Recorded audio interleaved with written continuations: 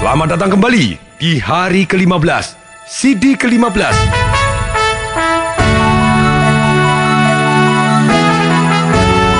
Bagaimana menciptakan masa depan yang indah. Hari ini adalah tentang goal setting.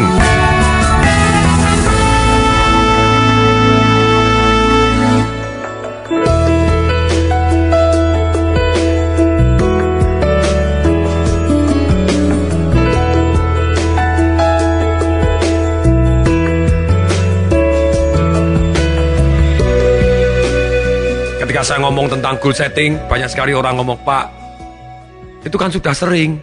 Betul sekali, di setiap seminar yang bagus, di setiap buku yang bagus, di setiap CD-CD audio yang bagus, untuk merubah hidup atau mencapai kesuksesan, mencapai kondisi keuangan yang lebih baik, lebih harmonis, lebih apapun, biasanya selalu ada satu sesi yang namanya goal setting. Kenapa? Karena goal setting adalah sangat-sangat penting. Tanpa Anda punya goal atau tujuan, hidup Anda seperti layang-layang yang putus. Anda mengembara kemana dan berhenti di tempat yang Anda tidak suka. Demikian juga di seminar saya, Life Revolution, Financial Revolution, biasanya ada satu yang namanya goal setting session. Ketika Anda sudah pernah ikut seminar saya atau mendengarkan CD saya yang lain tentang goal setting, Anda mungkin akan pengulangan. Tapi saran saya, ulangin dengan lebih efektif. Lakukan juga apa yang harus dilakukan CD ini. CD ini didesain supaya Anda take action sekarang juga, bukan setelah selesai mendengarkan CD.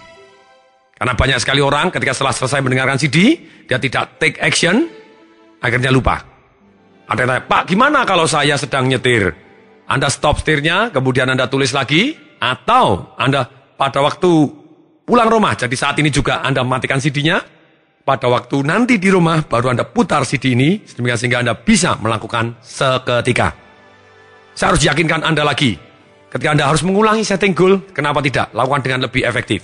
Karena seringkali kita kena satu yang namanya hukum keakraban. Semakin akrab, seringkali kita tidak peduli lagi dan tidak perhatian detailnya. Kalau tidak percaya, mari saya tes. Kalau Anda sudah punya jam, di tangan Anda ada jam tangan, atau Anda punya jam dinding di rumah, saran saya adalah jam di tangan Anda. Sekarang please, tolong Anda tutup jam tangan Anda dengan tangan kanan, atau kalau jamnya di tangan kanan, Anda tutup pakai tangan kiri. Kemudian saya tanya sekarang, tolong dijawab, jam Anda itu jamnya pakai angka, atau pakai garis, atau pakai titik?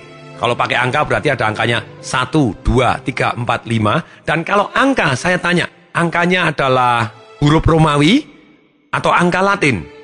Kemudian juga kalau ada angkanya, apakah semua ada angkanya atau ada jedanya? Misalnya yang nomor ganjil saja yang ada angkanya, yang nomor genap tidak. Atau yang nomor genap saja yang ganjil tidak. Tolong dijawab. 1, jawab silakan. Dan Anda ingat-ingat sendiri jawaban Anda. Kemudian yang kedua, saya tanya, di antara jamnya, menitnya tadi, itu garis-garis atau pakai titik-titik? Angka 1 ke angka 2, misalnya. Itu ada 5 garis, nah 5 garis ini berupa garis strip-strip atau berupa titik-titik. Atau berupa apa yang menurut Anda, itu adalah jam Anda. Kemudian saya tanya lagi, jarum jamnya, sekarang saya tanya, jarum jamnya ini apakah jarum jam yang hanya lurus hitam gitu saja? Atau ada warna lain di jarum jamnya? Dan jarum di menit dan jarum jam, apakah bentuknya ujungnya lancip atau kotak atau bulat? Dan kalau lancip di ujungnya, misalnya jamnya tadi menunjuk ke arah jam 6 atau menitnya di angka 6, sekarang pertanyaan saya, bentuknya apakah seperti dasi, berarti bawahnya lebih besar dan kemudian lancip, atau hanya lurus biasa baru lancip? Tolong dijawab. Oke, sekarang tolong dibuka, dilihat, lihat jam Anda.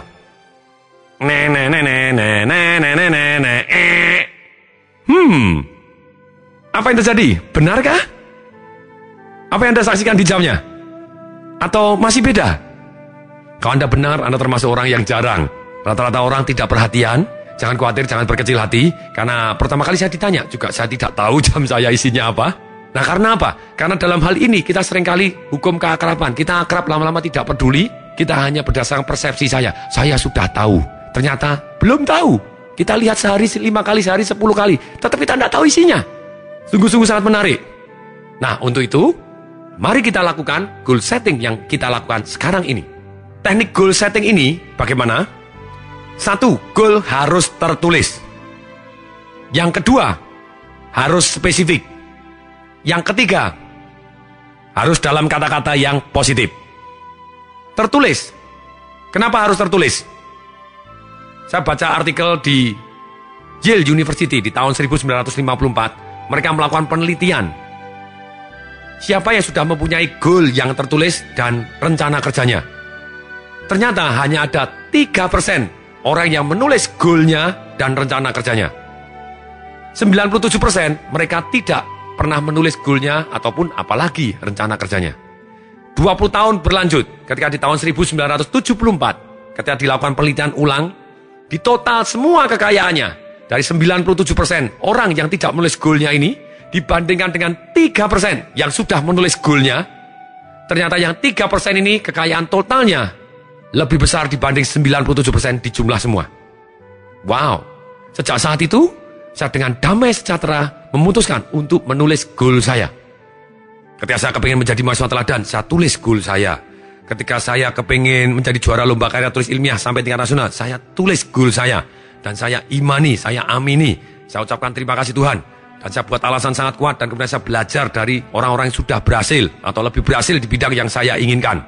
Kemudian juga pada waktu saya masuk bekerja di sebuah bank, saya menulis goal bahwa dalam waktu 6 tahun, Tung Desembaringin sudah menjadi pemimpin cabang utama. Wow, dalam waktu 5 tahun sudah gitu ya. Pada waktu itu, dalam waktu 3 tahun saya sudah diangkat sebagai wakil pemimpin cabang utama. Dan kemudian pada waktu pindahan sebagai pemimpin cabang utama, saya bongkar-bongkar lemari saya. Kemudian saya lihat ada kertas kecil yang nyelip, kertas memo. Saya lihat, di situ ada goal yang tertulis. Tung Desembaringin dengan senang hati. Dalam waktu 2 tahun sejak tanggal yang saya tulis saat itu, sudah menjadi pemimpin cabang utama. Wow, saya kaget. Wow, sekarang saya sudah jadi pemimpin cabang utama. Kemudian di situ saya tulis lagi di bawahnya. Dan mencapai ada 2 hal yang terbaik. Karena Tung Desembaringin sudah menjadi wakil pemimpin. Wow, ternyata ada 4 yang menjadi yang terbaik, bukan hanya 2 cabang saya. Saya sangat-sangat amazing ketika saya lihat goal saya. Dan kemudian saya sering kali tulis goal-goal saya kepingin punya income berapa, saya kantongin goal saya tadi. Dan pada waktu sempat, misalnya istri saya waktu itu tahu, waktu beresin di baju saya, gitu ada goal yang tertulis, kemudian dia lihat goal income saya, dia sering kali ketawa. Mana bisa? Nah terserah, kalau ada orang yang ngomong mana bisa, Anda silakan, Anda mau menyalahkan boleh, Anda boleh tertekan boleh, atau Anda memberi arti bahwa Anda tertantang. Saya memberi arti bahwa saya tertantang. Ketika akhirnya saya bisa mendapatkan income tersebut, saya tunjukkan kepada istri saya, bisa kan? Dia bilang, wow, hebat ya, ditulis itu aja bisa ya.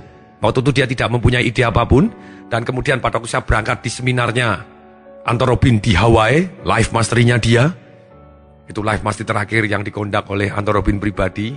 Waktu itu 911 happen, dari tanggal 11 September tahun 2001, waktu World Trade Center ambruk, ditabrak pesawat pada waktu itu.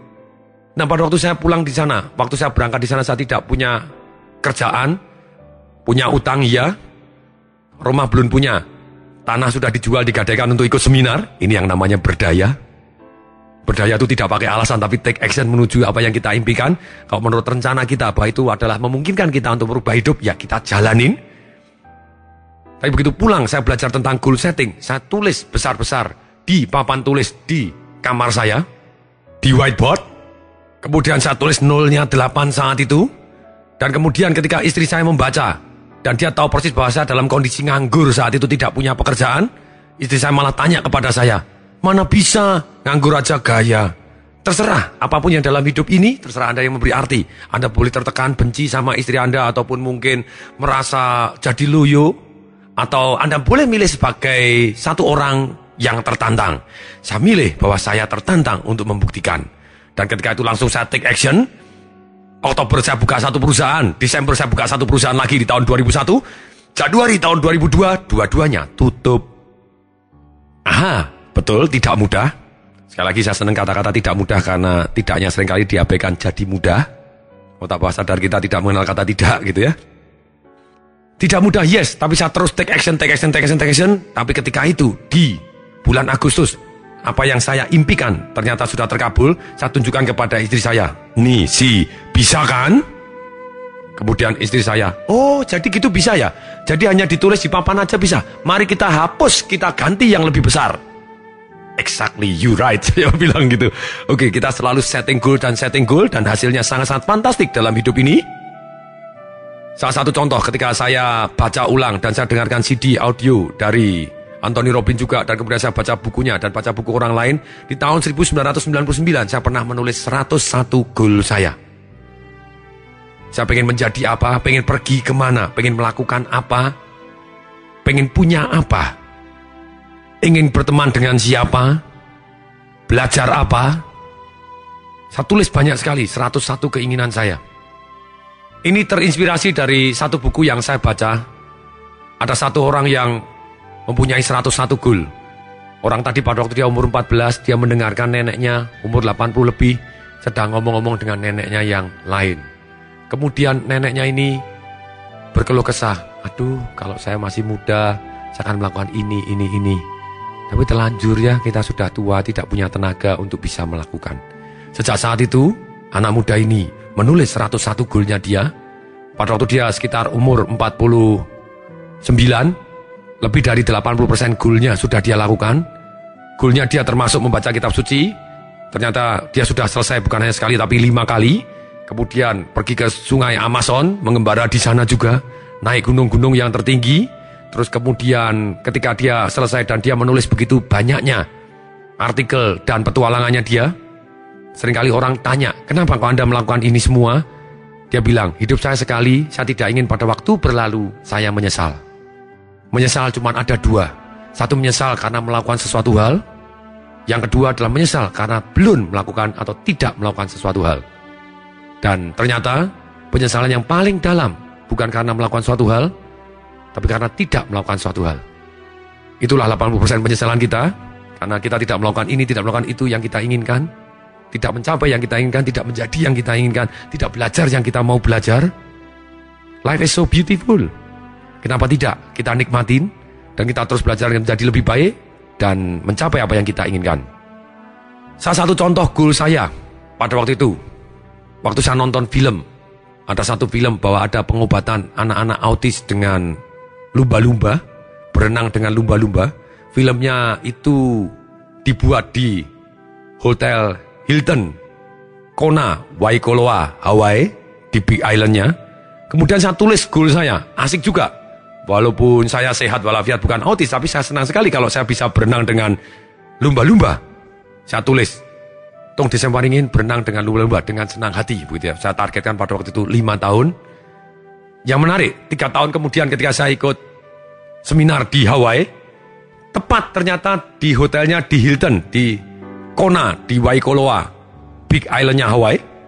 Ternyata mau berenang dengan lumba-lumba itu tidak mudah. Lumba-lumba adalah makhluk sensitif, dan pada waktu itu baru awal-awal dimulainya manusia boleh berenang dengan lumba-lumba. Ada programnya seperti itu. Dijatah hanya beberapa orang saja satu hari yang boleh berenang dengan lumba-lumba. Mau bayar pun tidak boleh.